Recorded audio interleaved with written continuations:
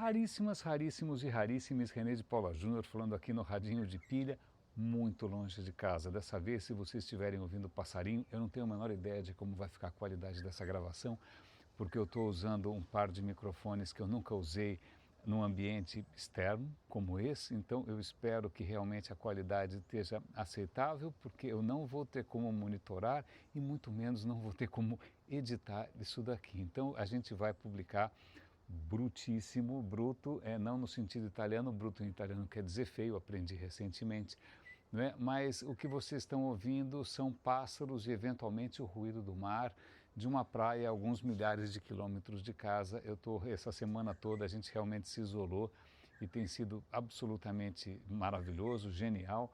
E o que é interessante é que, infelizmente, ou não, acho que faz parte do meu show, eu não consigo parar de pensar. Então não é porque eu não estava produzindo o radinho que eu não estava matutando no que eu poderia estar fazendo, compartilhando com vocês. Eu não consegui parar de pensar, sobretudo porque eu acho que algumas coincidências muito interessantes colaboraram para uma certa, como eu ia dizer, não digo uma impotência gravacional, né, mas pelo menos um certo silêncio enquanto eu meditava. Pelo seguinte, eu vim para cá e trouxe alguma coisa para ouvir na praia, trouxe para ler na praia, trouxe um Kindle, trouxe livro impresso também, mas acabei usando um Kindle. E o livro que eu acabei selecionando ali para ler é um livro de um autor que eu gosto imensamente. Eu não sei se você alguma vez já leu alguma coisa do Ítalo Calvino. Ítalo Calvino é um autor italiano espetacular. Eu nem sei por onde eu começo, se é o Cavaleiro Inexistente, Cidades Invisíveis, O Barão nas Árvores, mas se bem que eu acho que realmente o que eu me lembro com muita saudade foi de um texto que eu li do Calvino, que na verdade acho que eu vi em outra língua, chamava La Plus Belle Agrée. La Plus Belle Agrée é o termo em francês usado para lixeira pública, né? Se você tem uma lixeira em algum lugar, ela é uma Plus Belle Agrée, e aí você fala, bom, por que alguém tem para falar sobre uma lixeira? Depende se esse alguém é ou não o Ítalo Calvino, porque ele acaba fazendo um texto absolutamente delicioso, imersivo. Você fica com... Eu sempre quando eu estou lendo alguma coisa muito boa, eu não quero que ela acabe. Esse foi o caso com esse texto do Calvino. Eu vou tentar localizar e dar o link para vocês, mas sobretudo quando eu voltar para São Paulo. Acho que esse episódio ele não vai ter os mesmos cuidados de sempre, porque eu só estou aqui com o meu smartphone, né? Mas essa capacidade que o Calvino tem de, em cima de uma coisa completamente prosaica, de uma coisa completamente invisível, você conseguir traçar quase que um retrato da humanidade inteira, da história, do futuro, da ciência, só ele é capaz de fazer. E por coincidência, esse livro que eu acabei de ler aqui na praia, chamado Mister Palomar, eu peguei no Kindle em inglês, não sei se em português é Senhor Palomar, é um pouco nessa linha desse texto da lixeira, mas para mim acabou sendo não só delicioso, mas um pouco perturbador, porque esse senhor Palomar é um personagem que, sob vários pontos de vista, ou pelo menos pelo meu ponto de vista, parece demais comigo. Parece demais comigo num ponto até um pouco invasivo, num ponto um pouco perturbador. Porque esse senhor Palomar, que é aparentemente um cidadão romano, pelo que ele conta ali, ele é um cara que não para de observar e ele está tentando observar o mundo da maneira mais despojada, mais aberta possível, né, percebendo tudo, tentando reconhecer padrões. E eu falei, meu Deus do céu, pelo visto eu não sou o único que nasceu com esse defeito, mais alguém, né? E vários dos capítulos do livro é o senhor Palomar fazendo compra, senhor Palomar na padaria, senhor Palomar na fila da farmácia, em situações completamente cotidianas, completamente sem graça, mas que o cara consegue com um olhar muito peculiar, né? Não só com um olhar diferente, mas com um olhar reflexivo, né? O cara está tentando ver de uma maneira que seja mais rica. Então ele está pensando sobre o ato de ver, está pensando sobre si mesmo, a própria incapacidade que ele acaba reconhecendo para lidar com a sofisticação, com a complexidade, com a profundidade de tudo. Tudo é muito maior do que ele consegue absorver. não é? Então a ilusão dele de ter um contato direto com o mundo acaba sendo realmente uma ilusão, né? E até num certo momento ele faz uma coisa que eu acho que eu já trouxe aqui para o radinho, que é a ideia de que você não é exatamente um homenzinho ou uma mulherzinha, um personagemzinho dentro de um crânio olhando pela janela para o mundo lá fora, né? Num certo momento ele acaba concluindo que não existe esse dentro e fora, na verdade é um mundo olhando para si mesmo através dos olhos dele, a própria matéria olhando para a matéria. É absolutamente lindo, mas começou a me provocar uma sensação estranha. Em primeiro lugar, porque aquilo que eu parecia estar fazendo, até do ponto de vista existencial, não era tão original assim, e no caso do livro do Calvino não termina bem. Em segundo lugar, porque, puxa vida, né, quem sabe o que eu estou tentando fazer, o Calvino conseguiu fazer muito melhor do que eu há muito tempo e também não fez diferença nenhuma, porque realmente não causou nenhuma revolução, né? E para completar essa história toda, eu comecei também a ouvir um outro livro, dessa vez no formato de audiolivro, um audiolivro muito interessante, chamado, como é que chama mesmo? Agora me deu branco, é da Andrea Wulf, que é uma escritora alemã. O livro se chama, como é que se chama, meu Deus do céu? Bom, em suma, eu vou lembrar logo, deu branco. Acho que eu consigo ver aqui no celular sem causar muito tumulto, não é? Enquanto a gente ouve aqui os outros frequentadores da praia, alguém cuidando do jardim. Como é que chama o livro da Andrea? O livro se chama Os Rebeldes Magníficos. Por que os Rebeldes Magníficos? Ela está falando de um momento na história da Alemanha, sendo que naquele momento da história não existia a Alemanha. Vale lembrar que a Alemanha demorou muito para se unificar. Antes disso, o que havia eram quebra-cabeças de principados, ducados, cidades-estado. Cara, um caos, não é? Mas vamos chamar de Alemanha para simplificar.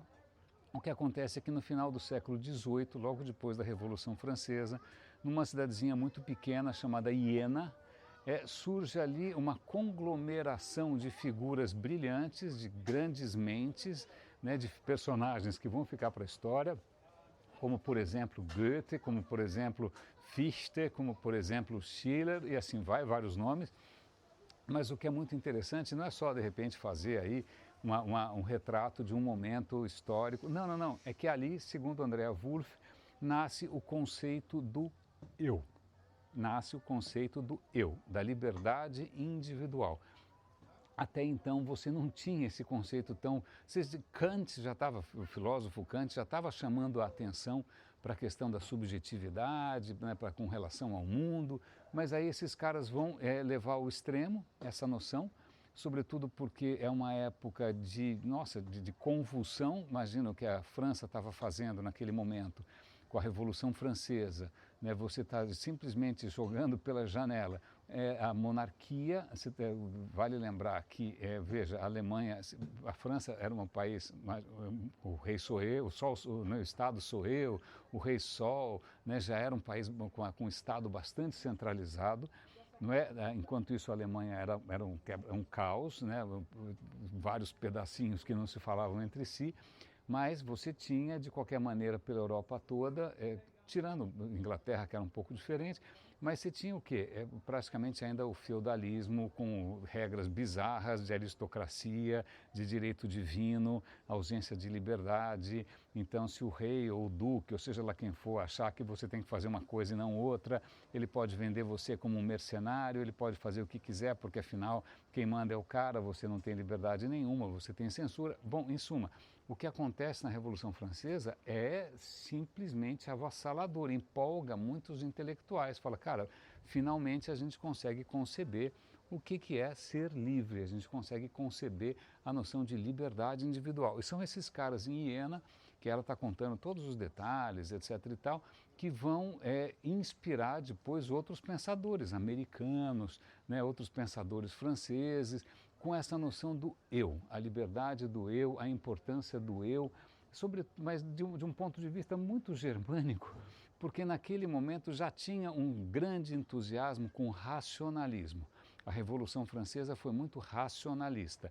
Você tem a ciência, você está definindo o metro, você está definindo o quilograma, né? Mas os alemães acabam tendo uma postura um pouco diferente, dizendo que o racionalismo, a ciência de então, ela não dá conta da riqueza da experiência humana, né? Então a riqueza da experiência humana é muito maior do que isso. Isso é o jardineiro cuidando aqui do jardim aqui em frente. E o que eles vão propor, sobretudo Fichte, que pelo visto era um cara bastante temperamental, que a única coisa que importa é o eu, sou o eu, o resto, e o eu em relação com a natureza, então não adianta a gente se sujeitar a uma nova tirania da razão e da ciência.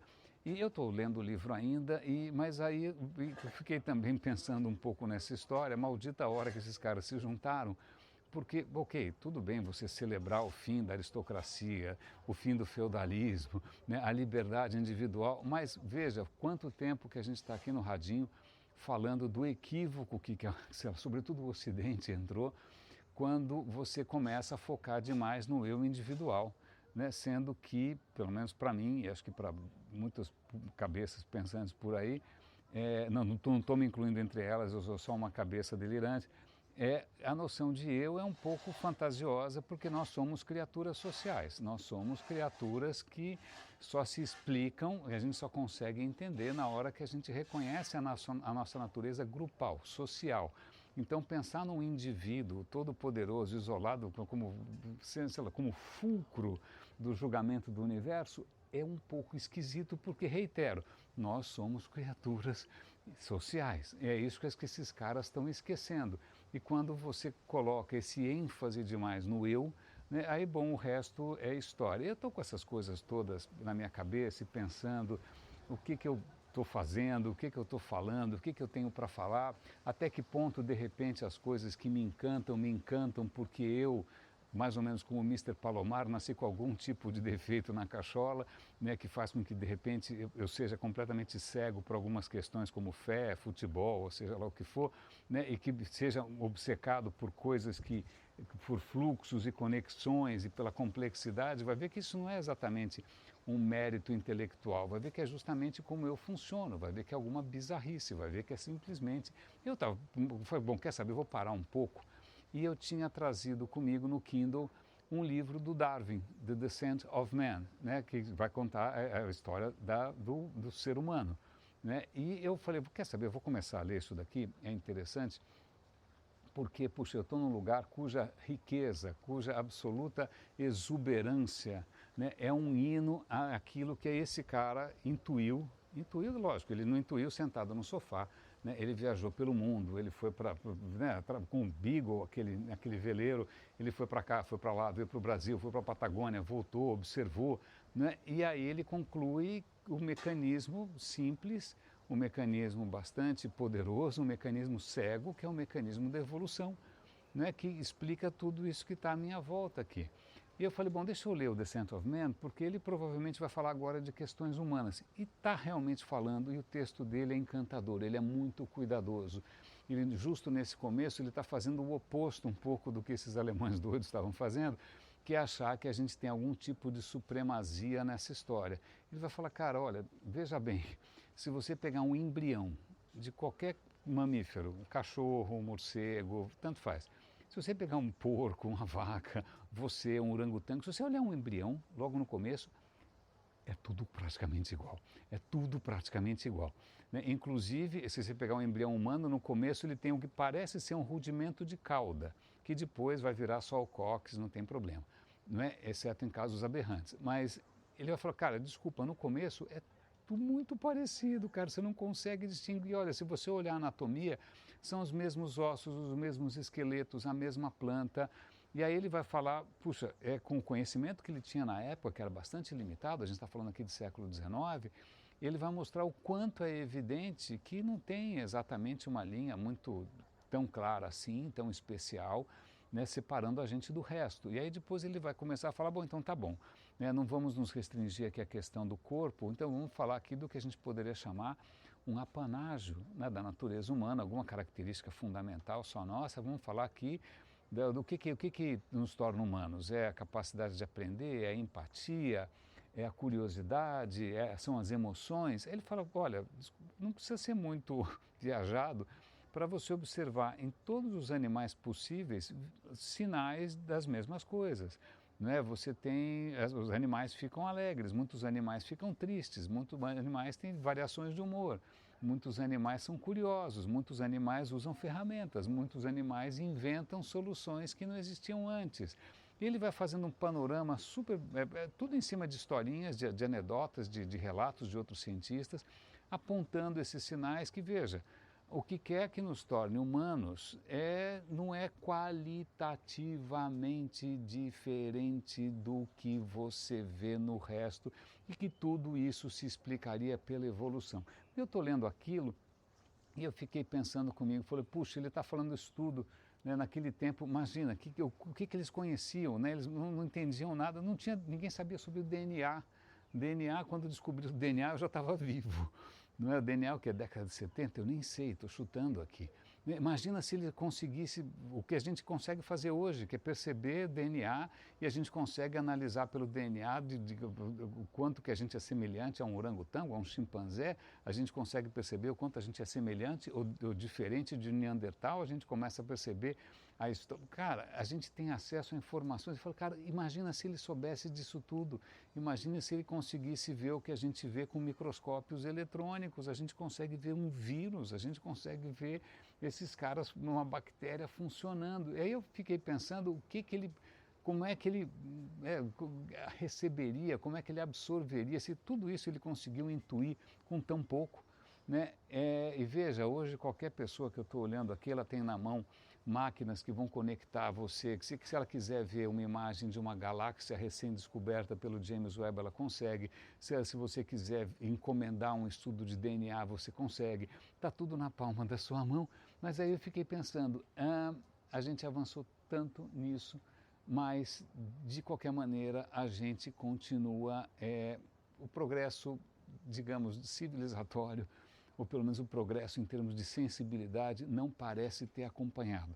Será que a gente ficou preso nessa armadilha do erro? Será que a gente realmente, essa questão toda da razão e da ciência, ela é uma camada muito recente, muito nova, ela não tem como competir com coisas que a gente, ao longo da evolução, acabou inventando, né, como a fidelidade a um grupo, o tribalismo, né, a superstição, né, que são perfeitamente naturais, perfeitamente aceitáveis. Vocês sabem que, embora eu não tenha fé nenhuma, eu reconheço que fé faz parte da natureza humana, é importante para tanta gente, mas o que é mais impressionante para mim é que, com o poder da observação e do pensamento, há 100 e tantos anos atrás, não é, o cara foi tão longe e aí, mesmo com tantos instrumentos à nossa disposição, parece que a gente está voltando para trás. Mas eu estava nesse impasse, por isso que eu não consegui gravar nada, por isso que eu não estava conseguindo falar nada, porque eu não sabia para que lado correr. Será que eu sou um cara bizarro como o Palomar? Será que realmente todo esse esforço do Darwin e de tantos outros é um esforço inglório?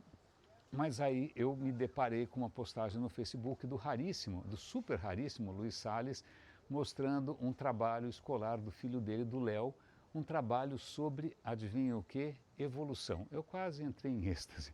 Eu falei, puxa, que bacana. E agora veja só que tremenda coincidência. Eu tirei uma foto do livro que eu estava lendo. Olha o que eu estou lendo aqui na praia. Eu estou lendo Darwin.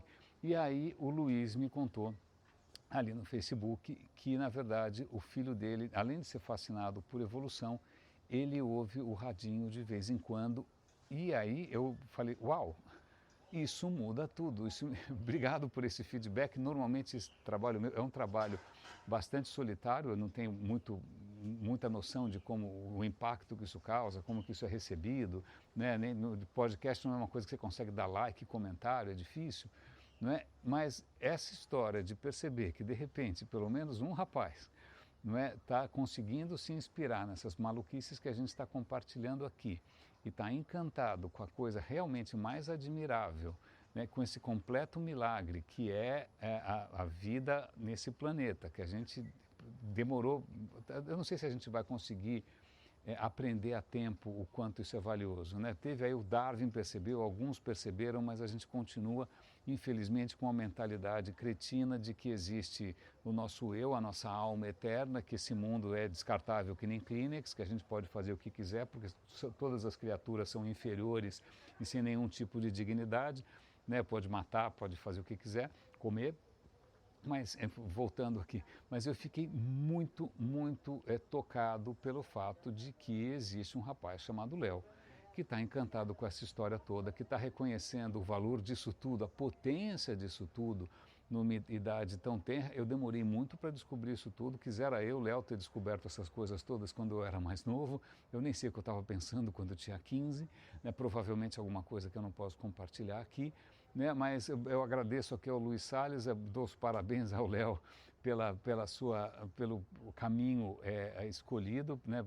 Pela sua paixão. Eu fiquei muito feliz e é isso que está me compelindo a gravar em condições completamente incontroláveis, né? Eu não vou ter a menor chance de cortar isso, não vou ter a menor chance de eventualmente ver se o vento está atrapalhando ou não, se a acústica é ruim. Realmente esse é um episódio raw, né? Um episódio assim, cru, tirado de um paraíso tropical e indo parar, pelo milagre da tecnologia, né? No colo e nas orelhas e nos ouvidos de todos vocês. Raríssimas, raríssimos e raríssimas. Pois bem, foi só aqui, eu estou compartilhando aqui essas emoções aí que ficam em ebulição meio que permanente, essas minhas frustrações, as minhas ansiedades, as minhas inseguranças, as minhas alegrias. Eu espero que esse episódio insular, porque eu estou numa ilha agora, insular tenha valido a pena. Cuidem-se, por favor. Certamente segunda-feira a gente está de volta com o radinho em condições um pouco mais afeitas à minha natureza tipicamente urbana, né?